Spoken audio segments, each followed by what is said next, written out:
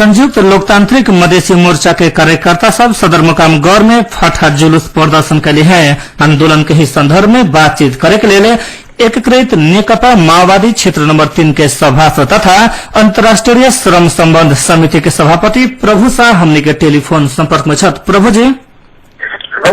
अपने के स्वागत है राजदेवी एफएम में। धन्यवाद। प्रभु जी या अखंड कर्णाली की मांग हो या अखंड सुदूर पश्चिम की मांग हो या थारू की मांग हो या सुर्खेतवासी की मांग हो, ये माओवादी के हो या कांग्रेस के हो, ये माले के सब सभासद सब जम के आंदोलन करे। लेकिन आई मधेश के सवाल में मधेसी नेता सब ये मालिक हो या कांग्रेस के या ये माओवादी, तीन गो जो प्रमुख दल है, एक नेता हो या कार्यकर्ता हो या सभासद सब बोले के लिए भी न चाह रहा है कि मधेसी नेता के पार्टी बड़ा कि ओकर भूमि बड़ा, मधेश बड़ा। मैंने हम सब चाह रहे थे कि नेपाल के जो राज्य व्यवस्था है सुंदर हो, अच्छा हो, ताकि नेपाली जनता के एकता जी सुदृढ़ रहे, नेपाल समृद्धि की यात्रा में सफल ढंग से अगाड़ी बढ़े। खास करके नेपाल में जो सदियों से हो रहा विभेद, चाहे पहाड़ी अहंकारवादी विभेद है, चाहे महिला के ऊपर पुरुषवादी विभेद है, चाहे धनिक सामंती सोच के विभेद है, जितना भी जातीय क्षेत्रीय वर्गीय लैंगिक जन विभेद सब है, एक हटाए वाला ढंग के राज्य व्यवस्था संविधान का है। एक ढांचा के जना कल्पना करके हम सब संविधान सभा में सहभागी भेल, काल के जन आंदोलन से भेल, काल के जन सहमति से भेल, ओकरा मर्म के अनुरूप अभी संविधान में बन रहा है। आम जनता जन आंदोलित है वो स्वाभाविक है, जायज मांग है, हम सब दबाव बना रहे थे एकरा जैसे भी संबोधन कर जाए। जायज मांग के संबोधन न कैला से संविधान तो हम सब बना सके, लेकिन टिकाऊ संविधान न बने, देश के फायदा वाला संविधान न बने, तो द्वंद हटाए वाला, विभेद हटाए वाला, अन्याय हटाए वाला, औपनिवेशीकरण हटाए वाला संविधान न बने, इसमें तो कोनो को फायदा न होता। केवल हम सब चिंतित छे, विभिन्न ढंग से हम लोग संघर्षरत छे। संघर्ष के जब तक सफलता में न पूरे ताले देश के भलाई न होता। प्रभु जी जो सीमांकन के प्रस्ताव आयल है प्रदेश नंबर 2 के परसा से सप्तरी तक, ये अपने के पसंद है, ये उचित है कि अनुचित है? मैंने अपने के पहला तो संघीयता के आधार पर थी, तो पहले की पहचान है, नेशनलिटी के आधार पर राज्य बनाया जाए, चाहे तो मधेसी के ही समझ के विभेद पैदा के मधेसी के समझ के हितल जा रहा है, मधेसी के समझ के दबाल जा रहा है, तो मधेसी जो राज्य से वंचित है, अधिकार से वंचित है, एक संघीय राज्य दे के अधिकार के देश के जो राज्य में अधिकार से हमसे वंचित है, हमसे संबोधन कर सके थी। समानुपातिक प्रकृति के आधार पर विभिन्न निकाय में, केंद्रीय निकाय में हमसे अप्रोच बना सके थी। यही सोच रहा के हम आगे बढ़ ली। राज्य के सब इकाई में, सब इकाई के मतलब व्यवस्थापिका, कार्यपालिका, न्यायपालिका और संवैधानिक निकाय, ये चारों निकाय हो के चाहे संघीय, लेकिन अपने देखन अपने तो न्यायालय संघीय न हो जा रहा, संवैधानिक निकाय संघीय न हो जा रहा, अधाक्ष या संघीयता न चाहिए। एक दोसर अधिकार के बांट अपने बहुत आदमी सब कह रहा है कि 8 जिला के प्रदेश, 8 जिला तक जायज न है, क्या तो तराई में 2 नेशनलिटी, तो थारू नेशनलिटी तो दूसरा मधेसी नेशनलिटी, दोनों में एकता भी है, चाहे तो ये भी प्रदेश हो सकल है, अगर न इच्छा तो थारू प्रदेश और मधेश प्रदेश। मधेश प्रदेश का मतलब कपिल वस्तु से पूरब धापा तक दोनों लगायत के विभाग तो बाहरी मधेश सहित एक राज्य है जो है नेपाल में, उसका राज्य है, ये हमारा संविधान है। ऐसा एक मधेश राज्य है, लेकिन अभी जो 8 जिला है ये अपर्याप्त है, कपिल वस्तु से झापा तक फरियाल जाए, ताकि मधेश राज्य है उन्हें थरवट राज्य। यह हम अपने कहना चाहें कुछ मधेशवादी नेता के और दूरदर्शिता और कुछ व्यक्तिवादी सोच और स्वार्थ के कारण झापा से परसा तक, परसा से कंचनपुर तक एक का भद्रगोल, एक प्रदेश एक मधेश 2 प्रदेश जन अव्यवहारिक और असैद्धांतिक ढंग से धारा बिल्कुल जो भी कुछ है, जन प्रदेश अभी जन बहुत से खास करके देख हम अपने कि 8 प्रदेश एकदम सामर्थ्यहीन है, कोनो आमदनी की स्रोत न है, मधेसी न चली, सूखा मधेश प्रदेश है, पहाड़ मिसाल जाए, इस सोच कहीं न कहीं गलत सोच है। पहाड़ के भीतरी मधेश हमारा से अपन हिस्सा है, हमारा से चाहे मधेश के भीतरी तो बाहरी मधेश मधेश के हिस्सा है, हमारा से चाहे, लेकिन सामर्थ्य मधेश में न है, सामर्थ्य चाहे ये गलत बात है। नेपाल के सबसे संपन्न मधेश है, तराई है, तराई से नेपाल के भाग भविष्य चल रहा है, जितना भी दाना पानी काल तो 80% योगदान रहे नेपाल में तराई क्षेत्र के, लेकिन अभी घटल है। लेकिन नेपाल के तराई सबसे समृद्ध था, देश में राज्य चलावे के लिए राजस्व है, राजस्व सबसे बेसी अभी नेपाल में कुछ काठमांडू मतलब तराई मात्र है जहाँ से राज्य के खरबों बजट बनल, अपने भंसार है, राजस्व है, मूल्य कर है, चाहे उनके शुल्क है, चाहे विभिन्न जगह रजिस्ट्रेशन कर है, विभिन्न कर से जितना भी सब मधेश से पर आधारित है। ये सवाल ये है कि कर उठावे का अधिकार मधेश प्रदेश के हो कि न हो,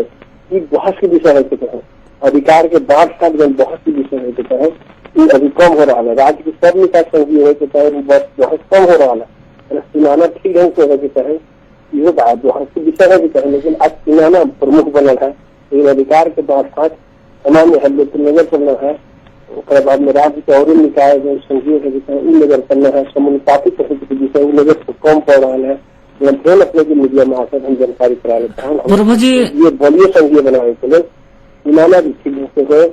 तराई मधेश में बाहरी मधेश कपिलवस्तु से घाटात्मक मधेश के अपन भाग है, जो प्रधानमंत्री राज्य है, तो ये राज्य सबसे बलियो अधिकार संपन्न जो अंतर्राष्ट्रीय मान्यता है, तो ये राज्य के 5 जनशक्ति के होने यही मान्यता अनुरूप यहाँ भी शक्ति के 62 है। दूसरा हमारा मांग है राज्य के सब इकाई न्यायपालिका भी संघीय है, संघीय संरचना के अनुकूल है। इस ढंग के होला से हमारा सबसे देश के जो विजन है मधेश के ऊपर बहुत हद तक भारतीय नेपाल समृद्ध देश बनने के लायक आधार बन सकल। प्रभु जी, जना कि मधेसी हो या थारू हो, इस सब के सबसे बड़ा समस्या को पहचान के समस्या है। अपने के पार्टी नेपाल सद्भावना पार्टी के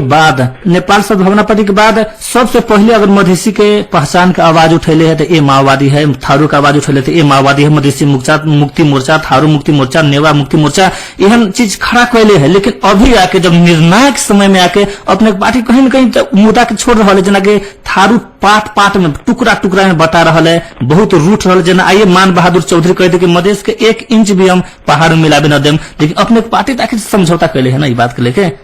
कहीं न कहीं माओवादी पार्टी में वैचारिक समस्या न है, नीतिगत समस्या न है, लेकिन नियत के कुछ समस्या है। जैसे देख रहे की पहाड़ी समाज में जब पहाड़ी अहंकारवाद है तो माओवादी में भी अहंकारवाद कोनो रूप में रहना है, देखा पहले स्वाभाविक हम से माने थे। लेकिन सैद्धांतिक ढंग से जन सिद्धांत अगाड़ी सारल जगह निकले तो इनमें समस्या न है। लेकिन कांग्रेस के माले के बहाना देखे, कांग्रेस न मान रहा तो हम सब न चाह के भी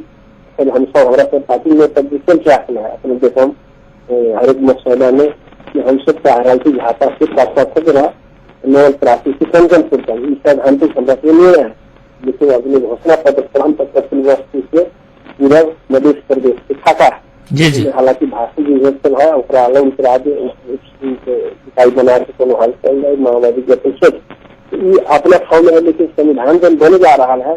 7% तराई के जिला सब मधेश के जिला सब 7% से टुकड़ा करे के अधिकार विहीन बना के राज्य के अकाउंट आधा समझौता के जन घाटा में जाए थे,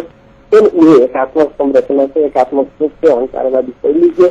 पत्र पुनरावृत्ति करे थे। नेपाल के फिर द्वंद के शिकार बनाने वाला जो सोच है अहंकारवादी सोच, कहीं न कहीं अभी हावी हो रहा है। घटावे के लिए जन दबाव की जरूरी है। प्रभु जी, जना की मेहनत कर प्रति हम आभार व्यक्त करना चाहब, एक व्यापक दबाव बने ताकि अहंकारवादी प्रभु जी दबाव बने के चाहिए। मतलब कहे के मतलब हम की प्रभु जी, जना के अपने के पार्टी सहमतियों कर रहा है 7 प्रदेश के खाका पर और कह रहा जी के जायज भी न है, तो अपने सब आंदोलन करे के चाहिए ना मधेसी दल से के साथ में, तो सोना में सुगंध हो और पावर पहुंचे इतना की सहमति करे के चाहिए। ऐसा नेपाल में संविधान जैसे भी चाहिए, संविधान अगर न बन रहा है तो घाटा स्पीड के चलते हैं। संविधान बनावे के नाम में अधिकार सीने के चेष्टा हो रहा है वो गलत। लेकिन हमारा से स्पष्ट लाइन है संविधान बनाया जाए, लेकिन अधिकार विहीन अधिकार सही के बनाया जाए। जन दबाव हो चाहे संसद भीतर के सहूलत हो चाहे भाजपा के डायलॉग है, हर एक मोर्चा में वहाँ के मानव करके कहे हम मशवरा समिति से राजीनामा देंगे ताकि दबाव बने, ताकि गलत सोच के चेंज करेंगे, परिमार्जन करेंगे, बल खुले सोच रखना कि अगर यही से अगर बुद्धिमा करे वाला करके तो बाध्य होके ठीक दिशा करावे को करते वही सोच रहे थे हम सब राजीनामा देने के, लेकिन वो राजीनामा की सुनवाई न हो और हमसे सीख लाया कि बैठने वाला नेता के बात नहीं जानकारी क्या होता है। प्रभु जी, मसौदा समिति से जो अपने राजीनामा दिले रही, अपने के पार्टी के निर्णय रहे कि अपने के व्यक्तिगत निर्णय रहे, पार्टी के लिए दिले रहे कि मधेश के लिए दिले रहे? निर्णय हमारे अंतरात्मा की आवाज जो हम अपन जीवन योग अवस्था से माओवादी आंदोलन में हमसे सहभागी होली, ताकि देश में जितना भी विभेद है, खास करके मधेसी ऊपर के विभेद है, गरीब ऊपर के विभेद है, वो हटाए, जो सोच के साथ हम सब आए रहे तो काल वही इसी पर जब सहमति में रहे, उस सहमति के एक ही देख के हमारा लागल की लचार साक्षी होके सके, लचार मेरी एक व्यक्तिक रहे, वही सब हमरा के अधिकार के लिखित है कि हमरा से बर्दाश्त हाजिर होला से अपन व्यक्तिगत निर्णय के आधार पर हम राजीनामा दें। लेकिन मसौदा समिति से अपने राजीनामा दिले और संविधान सभा में छीटे छीटे बुझाई थे कि एगो से जहाँ पर सेवा सुविधा जहाँ से न आए वाला है तहाँ से राजीनामा दिले, जहाँ से आए वाला तहाँ से न दे, अर्थपूर्ण तो न बुझा रहा है ना? अपने के सेवा सुविधा छोड़ देला से अधिकार न जो अपने रूठल छी संविधान सभा से भी सदस्य से भी राजीनामा दे सकते रहे ना? सवाल अपने के संघर्ष के विभिन्न रूप से है। अपने मसौदा से जहाँ संविधान बन रहा है वहाँ से प्रभुता छोड़ रहा है, सेवा सुविधा हमसे नहीं तो ये सेवा सुविधा के लिए पर सांसद जो है कुछ न हो सके, जनता के अधिकार के लिए हमसे जो है राज्य सरकार की सेवा सुविधा कितना 50-60 हजार है, वही से हमारा 50-60 हजार तो सिंपल लोग कमा रहा है, उन्होंने सरकार सोच तुलना करे लगी, जैसे कहेंगे हमसे राज्य न करे सके आग्रह करने चाहिए। तो हम सब को सेवा सुविधा में से जनता का अधिकार प्राप्त न हो तब तक संघर्ष करे। हमें लगता है एक बार आराज है हमसे राष्ट्रीय पार्टी में से पार्टी के अनुशासन के भी ख्याल करे होता है, हमसे स्वतंत्र को पार्टी के जैसे कोई छोटी मोटी पार्टी बना ले रहे हैं, हम स्वतंत्र होंगे अपना ढंग से, हमसे उनसे स्वतंत्र नहीं थे तो हम जब चाहे तो स्टेट तरफ से सहमति के अंतर इस पर निकाल के सहमति के दूसरी जा रहे हैं तो हम विरोध करें और सब विषय सब विषय विरोधी विषय तो है, चुनाना के विषय माने से अधिकार के 5% के विषय माने से 4% के विषय है, और विचार को मूलभूत विषय सामान्य विषय है, बहुत गंभीर विषय है, लेकिन दूसरे हम महत्व बना के आवश्यक जो विषय सब सामान्य बना दीजिए वो बात है। बहुत बात अच्छा भी है, उसमें हमसे माइंड खराब है, आए कि हमसे दबाव के रूप में डालना होगा, दबाव के रूप में दोनों कई जैसा हम दिल्ली से जो निकालने की कुछ न है, एक एक लाख से एक एक बूंद से तालाब भरल है, ये बात सच्ची ढंग से हमसे बुझना जरूरी है। हमारा सबके संघर्ष से हम जाने की निर्णायक न होता, लेकिन कुछ न कुछ तो मदद मिल इस सोच के हम सब उसके चाल डालते और हमारा विश्वास है सब लोग सब ढंग से अंगुली सब हाथ बराबर न होगा, क्योंकि सब ढंग की भूमिका है ताकि हमारा सबके जो मिशन है, हमारा सबकी मांग है, पूरा। प्रभु जी, अपने नेता छी, जनता के सुझाव देना अपने के धर्म है, जिला से भी अपने बाहर से अपने के बता दो कि रौतहट के गौर में हजारों हजार गांव से आये लोग फराठा जुलूस प्रदर्शन करे है, साली के बीपीपी तोड़ है, प्रहरी में पथराव करके भगा दिले है। ये अवस्था में अपने जनता के की सुझाव देवेला चाहूँ? हम जनता के जो आंदोलित साथी सब है हम हार्दिक आभार व्यक्त करना चाहिए। यही आंदोलन बाध्यता है, हमारे रहर में है, आंदोलन कम है, जैसी इतना चाहिए उतना न पूग रहा है, वही से मिल न रहा है, लेकिन आज हम देखते हैं नेता सब जन